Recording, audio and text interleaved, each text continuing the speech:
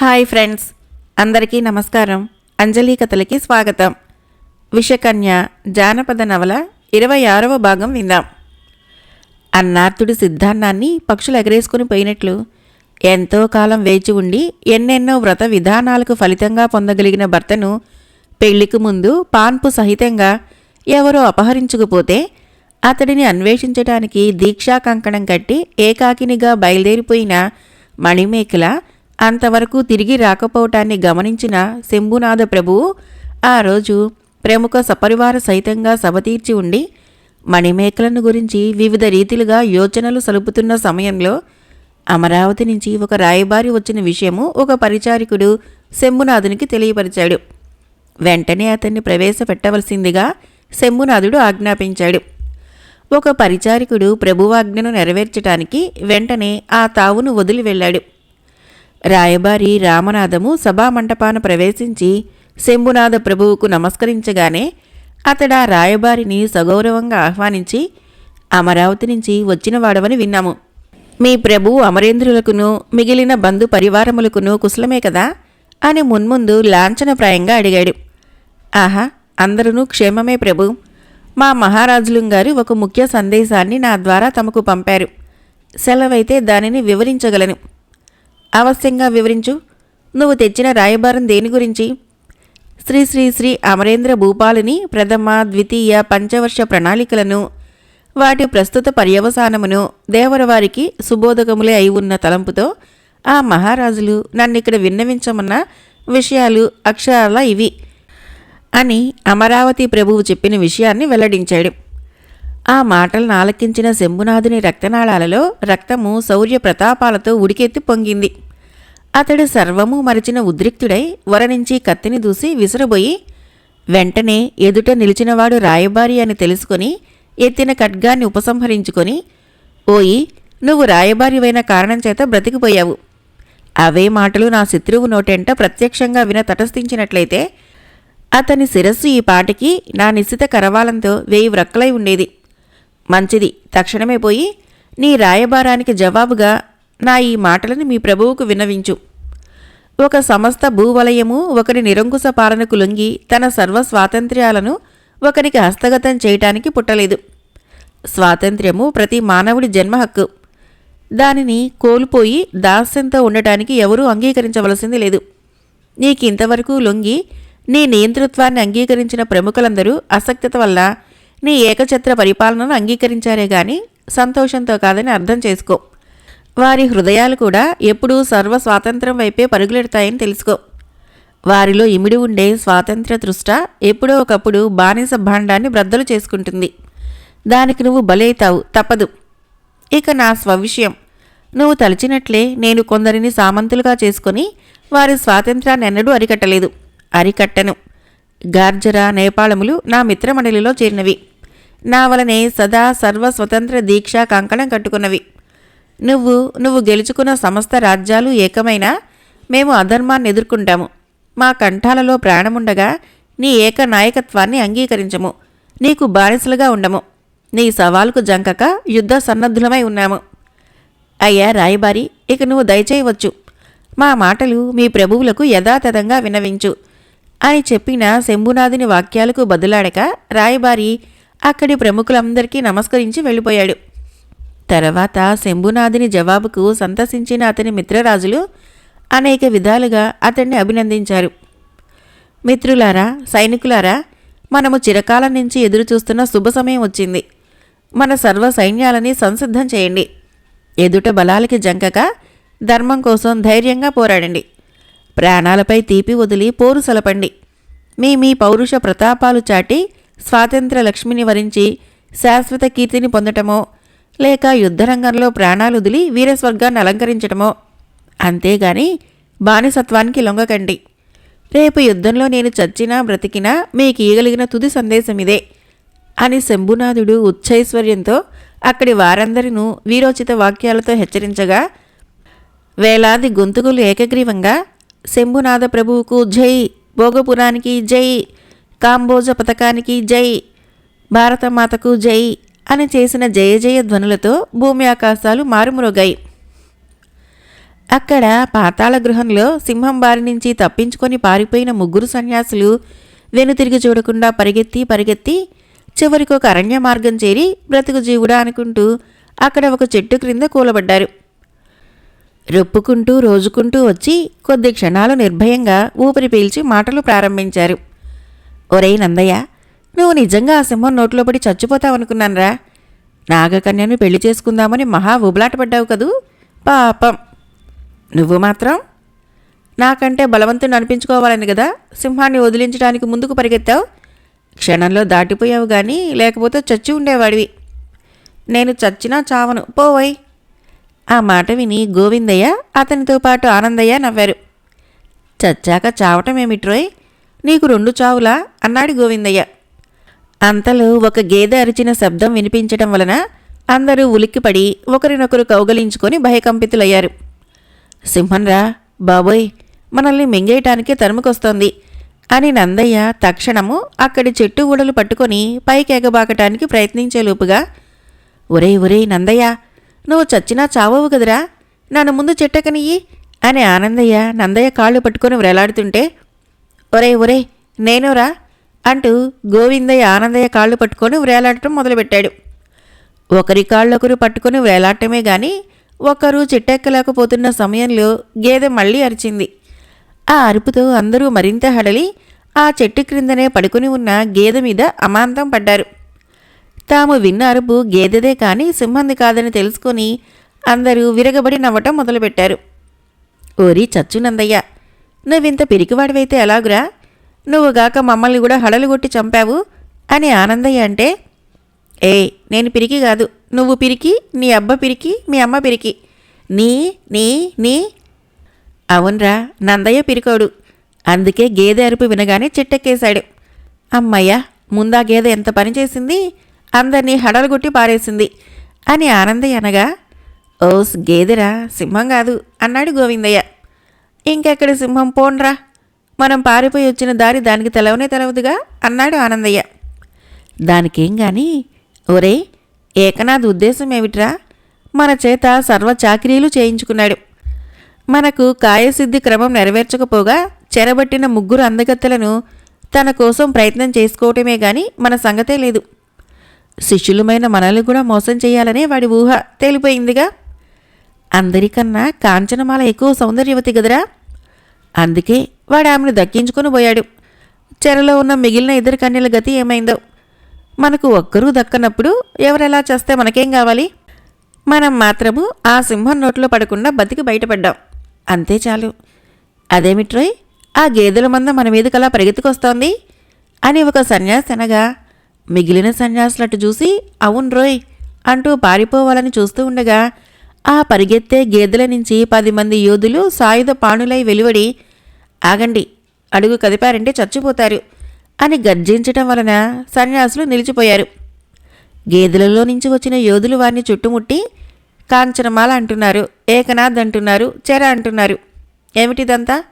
ఏకనాథ్ దేవుడు, కాంచనమాల ఎక్కడుంది చెప్పండి, లేకపోతే చచ్చిపోతారు అని భయపెట్టిన సన్యాసులు జంకక, ఆ మాటలు మా నోటంట రాలేదు, మాకేం తెలీదు అని బూకరించడం చేత యోధులు వారిని వదిలిపెట్టగా కొట్టారు, చంపుతామని కూడా భయపెట్టారు. కానీ సన్యాసులు 3 మొండికెత్తి తమకేమీ తెలియదని చెప్పారు. దెబ్బలు కూర్చుకున్నారే గాని ఏకనాథ్ గుట్టును చెప్పడానికి వారు అంగీకరించలేదు. పైగా తమల్ని వదిలిపెట్టవలసిందని యోధులను అనేక విధాలుగా బ్రతిమలాడుకున్నారు. సన్యాసుల మాటలని స్పష్టంగా విని ఉండటం చేత యోధులు వారిని వదిలిపెట్టక 3 బంధించి లాక్కుపోతుంటే ఆ యోధులెవరో, గేదెల రూపాల్లో నుంచి వారెలా వచ్చారో, తమల్ని ఎక్కడికి తీసుకుపోతున్నారో అర్థం కాని సన్యాసులు తిరిగి తామేదో ప్రమాదంలో చిక్కుకున్నట్లు తెలుసుకుని కూడా ఆ యోధులను మోసం చేసి తప్పించుకొని పారిపోయే ఉద్దేశంలో ఉన్నారే గాని అప్పటికైనా దుర్మార్గుడైన తమ గురువు గుట్టు చెప్పటానికి అంగీకరించలేదు. యోధులు అంతకంటే పట్టుదలతో బంధించిన 3 సన్యాసుల్ని వదలక తమతో తీసుకుని పోయారు.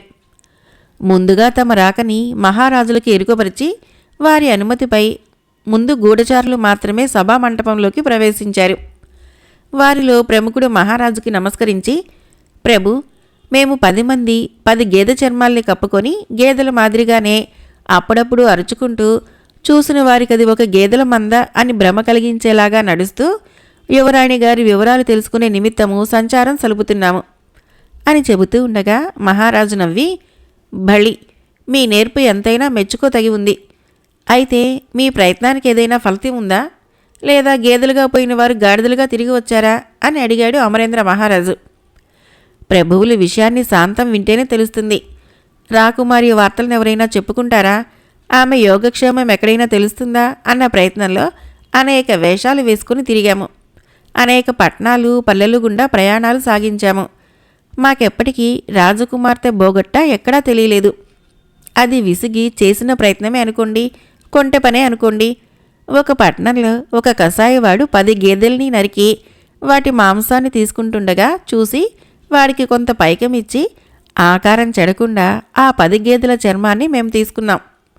అందరము తలో చర్మంలో దూరి కొన్ని 100 మైళ్ళు సంచారం చేసి తుట్టతుదాకొక అడవి మార్గాన పోతూ ఉండగా ఒక చెట్టు క్రింద 3 సన్యాసులు కూర్చొని ఏదో రహస్యాలోచన చేస్తున్నట్లు కనిపించింది. వారు చెప్పుకునేదేమిటో తెలుసుకుందామన్న తలంపుతో వారికి చేరువుగా పోయి అక్కడ గడ్డిని మేస్తున్నట్లు నటించాము. ఆ సన్యాసులు మమ్మల్ని నిజమైన గేదెలుగానే భావించి యథేచ్ఛగా మాట్లాడుకుంటున్న సమయంలో మాకు కాంచనమాల అన్న మాటలు వినిపించాయి. మరింత కుతూహలంతో ఇంకా దగ్గరికి పోయాము. ఆ తర్వాత ఏకనాథ్ అన్న మాటలు, చెరలో అన్న మాటలు కూడా వినిపించాయి. అందువలన ఆ సన్యాసులకి యువరాణి గురించి తెలిసి ఉంటుందేమోనని ఊహించి తక్షణము గేదె చర్మాలను అక్కడ వదిలిపెట్టి 10 మందిమి ఆ సన్యాసుల్ని చుట్టుముట్టాం. గేదెల్లో నుంచి ఆయుధ పాణులమై వెలువడ్డ మమ్మల్ని చూడగానే సన్యాసులు 3 భయ విభ్రాంతులయ్యారు. కాంచనమాల, ఏకనాథ్, చెరలో అని చెప్పుకుంటున్నారు. ఏమిటయ్యా ఆ కథ? ఏకనాథ్ ఎవరు? కాంచనమాల ఎక్కడుంది అని మేము నిలదీసి అడిగాము. కానీ వారు తమకు తెలిసింది కూడా చెప్పకుండా, మా నోటంట ఆ మాటలు వెలువడనే లేదు, మీరు పొరపాటుగా విని ఉంటారు అని మమ్మల్ని బుట్టలో పెట్టడానికి చూశారు. అయినా మేము వాళ్ళని వదలక బంధించి తెచ్చాము. ప్రభువుల అనుజ్ఞ అయితే ఆ 3 సన్యాసుల్ని హాజరు పెడతాము అని గూఢచారులు చెప్పింది విని మహారాజు వారి పట్టుదలను, స్వామి కార్యనిర్వహణను, నేర్పును మెచ్చుకొని బంధించి తేబడిన సన్యాసులను వెంటనే హాజరు పెట్టవలసిందని ఆజ్ఞాపించాడు. ఆ పని మీద గూఢచారులందరూ నిష్క్రమించిన కొద్ది రోజులకే పరిచారకుడొకడు ప్రవేశించి మహారాజులకు నమస్కరించి భోగపురాన్నించి తిరిగి వచ్చిన రాయబారి ప్రభువుల దర్శనం కోసం కోరుతున్నాడు అనగా అమరేంద్ర ప్రభువు ఆ రాయబారిని మున్ముందు ప్రవేశపెట్టవలసిందని ఆజ్ఞాపించడం చేత ఆ ప్రకారమే జరిగించబడింది. భోగపురాధీశ్వరుడైన శంభునాథుడు తమ రాయబారాన్ని అంగీకరించగా యుద్ధమునే కోరుతున్నాడని తమ రాయబారి వల్ల తెలిసి అమరేంద్రుడు మరింత ఆగ్రహ పరవశుడై తక్షణము మంత్రి దండనాయకులకు యుద్ధ సన్నద్ధులు కావలసిందని, శంభునాథునిపై యుద్ధ ప్రకటన చేయించవలసిందని ఆజ్ఞలు ఇచ్చాడు. ఆ తర్వాత గూఢచారులచే ప్రవేశపెట్టబడిన సన్యాసులను విచారించగా వారు ముందు గూఢచారులకు అప్పగించిన పాఠాన్నే అప్పగించారు. కానీ తమ నిజస్థితిని గాని కాంచనమాల సంగతిని గాని చెప్పినవారు కాదు. కానీ మహారాజు వారి నుంచి యథార్థాన్ని వినే వరకు వారిని కారాగృహంలో బంధించి హింసలు పెట్టవలసిందని ఆజ్ఞాపించాడు. తన షష్ఠిపూర్తి ఉత్సవ సందర్భంలో లోగడ ఒకప్పుడు ఏకనాథ్ అనే సన్యాసి రావటమో, తన మహాశక్తుల్ని ప్రదర్శించటమో, తన కుమార్తె ముద్దుగా పెంచుకుంటున్న చిలుకను కోరటమో, అతను ఆ సందర్భంలో కాంచనమాలను చూడటమో మొదలుగా గల సంగతులన్నింటినీ స్ఫురణకు తెచ్చుకొని ఈ విషయాలకిని గూఢచారులు బంధించి తెచ్చిన సన్యాసులకును సంబంధం ఉండి ఉంటుందని, ఆ ఏకనాథ్ వలనే కాంచనమాల భంగపడటానికి బలవత్తరమైన అవకాశాలున్నాయని ఊహించిన అమరేంద్రుడు ఆనాడు మొదలుకొని తన రాజ్యంలో ఎవరికీ ఎటువంటి సన్యాసులు కనిపించినా వాణ్ణి పట్టి తెచ్చి తనకు అప్పగించవలసిందిగా సర్వత్రా ప్రకటనలు చేయించి అందుకు అవసరమైన ఏర్పాట్లన్నింటినీ బహు కట్టుదిట్టంగా చేయించాడు. తన శరీరం ఉండవలసిన చోట ఏకనాథుని శరీరం ఉండటమో, అక్కడ పాండురంగుడు లేకపోవటము చూసిన సింహరూపుడు విష్ణుశర్మకు గుండె గుబేలుమన్నది. జరిగిన మోసాన్ని అతడు క్షణంలో గ్రహించుకున్నాడు. ఏకనాథుణ్ణి కళేబరాన్ని తిలకించిన వకుళ మదనరేఖలు భయకంపితులై ఏకనాథ్ ఏకనాథ్ అని ఏకకంఠంతో అరిచారు. ఇది జీవం లేని కళేబరం, భయపడకండి అని సింహరూపుడైన విష్ణుశర్మ వారిని ఓదార్చడానికి అన్నాడు. గాని తీవ్రాలోచనలతో అతని తల తిరిగిపోవటం మొదలుపెట్టింది. అక్కడ భద్రపరుచుకున్న తన కళేబరంలో ఏకనాథ్ ప్రవేశించి తన వలనే నటించి కాంచనమాలని భంగపరిచి ఉంటాడని నిశ్చయించుకున్నాడు. ఆ నిశ్చయంతో అతని తల అవమానం వలన అధోలోకానికి కుంగిపోయింది. నోట మాట రావటం లేదు. సింహరాజా, ఈ మహామాయ ఏమిటి? నీ నిజ శరీరమున్న తావుకు గదా మనం వచ్చింది. నీ కళేబరం ఎక్కడా? ఏకనాథుడి శరీరం ఇక్కడ ఉండటానికి కారణమేమిటి అని మదనరేఖ ఒకవైపున, నా భర్త ఉన్న తావుకని గదా మనం వచ్చింది, ఆయన ఏడి? ఏకనాథ్ ఇక్కడ చచ్చిపడి ఉన్నాడెందుకు అని వకుల మరొక వైపున తొందర చేస్తుంటే బదులు చెప్పలేని సింహరూపుడు తబ్బిబ్బులైతూ, ఇది ఏకనాథ్ చచ్చిపడి ఉండటం కాదు, కాంచనమాలను భంగపరిచి తలచిన కార్యం సాధించటానికి ఇక్కడ నా శరీరమున్న విషయాన్ని ఎలాగో తెలుసుకొని తన శరీరాన్ని విసర్జించి ఆ దుర్మార్గుడు నా శరీరంలోకి పరకాయ ప్రవేశం చేశాడు. ఆ మాయారూపాన్ని చూసి కాంచనమాల నిజంగానే మోసపోయి ఉండవచ్చును. అవురా కపట సన్యాసి, వంచకుడా, ఇంతటితో నీకు విజయం చేకూరిందని సంతోషపడకు. నువ్వెక్కడ దాగినా పట్టి చీలుస్తాను. నీ పాపిష్టి శరీరాన్ని తుత్తునీయులుగా చేస్తాను. నీ పాపం ఎప్పటికైనా బ్రద్దలు కాక తప్పదు అని భయంకర గర్జనలు చేస్తున్న సమయంలో దూరాన ఎవరో ఒక వ్యక్తి వారున్న దగ్గరికే పరిగెత్తుకుని వస్తున్నట్లు కనిపించడం వలన అందరూ ఆ దిక్కుకు నిదానించి చూశారు. అడుగో నా భర్త ఇటువైపే పరిగెత్తుకొస్తున్నాడు అన్నది వకుల. అవునవును, పాండురంగడే అన్నాడు సింహరూపుడు. మరికొన్ని క్షణాల్లో పాండురంగడు క్రమంగా పరిగెత్తుకుంటూ వచ్చి అక్కడకు చేరాడు. ముందు విష్ణుశర్మ శరీరానికి బదులుగా ఏకనాథుడి శరీరం ఉండటాన్ని, తన భార్య మొదలైన వారా శరీరం చుట్టూ మోగటాన్ని చూసి తెల్లపోయాడు. ఓయి అవివేకుడా, నీ వల్ల గదా ఇంత జరిగింది. చెప్పిన విధంగా శరీరాన్ని సంరక్షిస్తూ ఉండక ఎక్కడికి పోయావు? నువ్వు లేని సమయంలో దుర్మార్గుడు ఏకనాథ్ నా శరీరంలోకి పరకాయ ప్రవేశం చేసి పరారీ అయ్యాడు. అందువల్ల కలిగే ఫలితాలు ఇట్లుండగా నేను శాశ్వతంగా నిజ శరీరాన్ని కోల్పోయి ఈ సింహరూపంతోనే ఉండాలి కదా అని సింహరూపుడు పాండురంగంతో అని విచారిస్తూ ఉండగా, అలా ఎందుకు జరిగింది? ఈ సింహరూపుని వల్ల మీకు ప్రాణదానము, నాకు చెర నుంచి విముక్తి కలిగింది కదా. ఉపకారం చేసిన వారికి అపకారం చేయవచ్చునా? రక్షించిన వారి మాటను నిర్లక్ష్యం చేయవచ్చునా అని వకులు కూడా భర్తను మందలించింది. అప్పుడు పాండురంగడు సింహరూపుడి కాళ్ళ మీద పడి క్షమాభిక్ష కోరుతూ జరిగిన విషయాన్ని ఇలా చెప్పాడు. అయ్యా సింహరూపుడా, నువ్వు శాసించిన ప్రకారము 5 రాత్రులు 5 పగళ్ళు నిద్రాహారాలు లేకుండా నీ శరీరాన్ని సంరక్షిస్తూనే ఉన్నాను. అంతేకాదు, అలా ఎంతకాలమైనా నువ్వు తిరిగి వచ్చే వరకు నీ శరీరాన్ని సంరక్షిస్తూ ఉండటానికే నిశ్చయించుకున్నాను. 5 రోజులు గడిచాక 6వ నాటి రోజు ఉదయము మా గ్రామస్తుడొకడు పశువులు తోలుకుంటూ నేనున్న చోటుకు వచ్చి మా మామగారు చనిపోయారని, ఆయన్ని దహనం చేసే దిక్కు కూడా లేదని చెప్పాడు.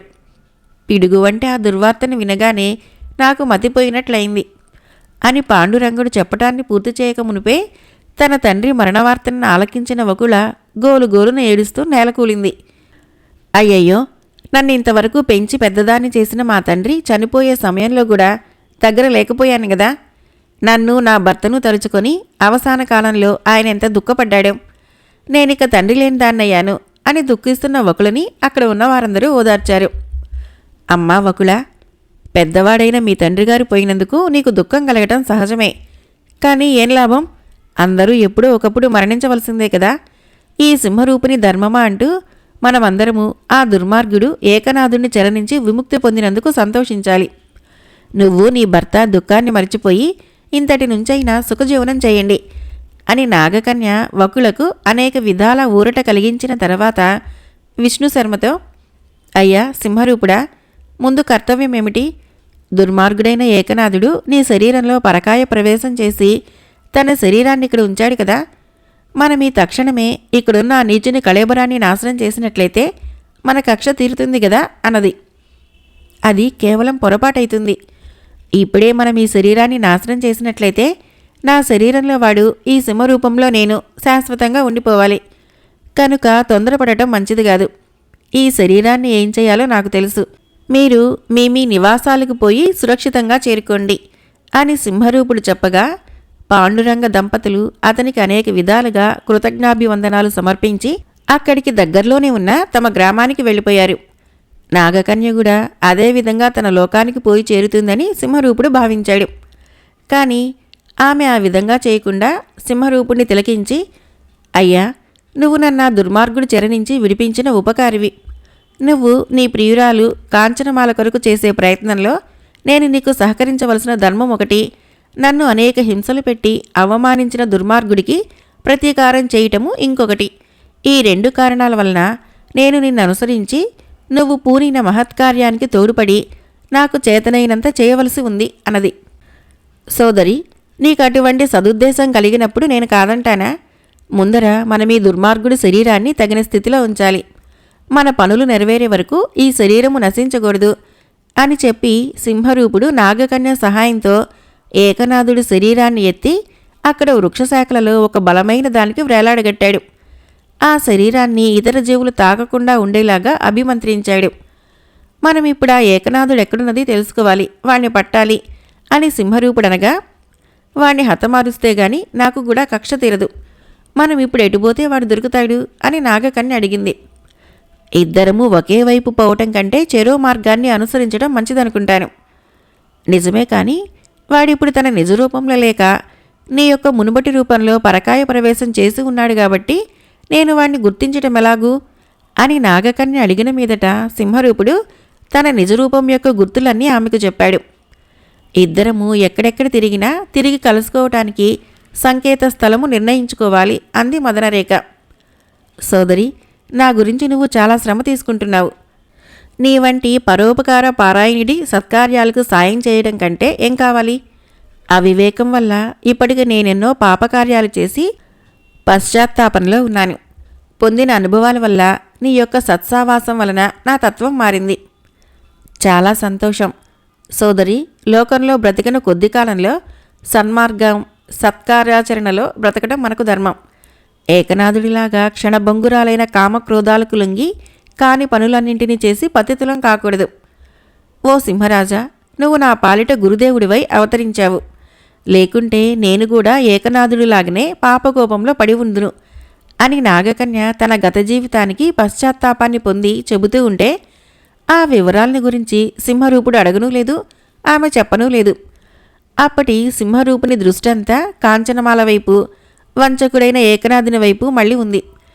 ఎక్కువ కాలం వృధా పుచ్చడానికి అతని మనసు అంగీకరించలేదు.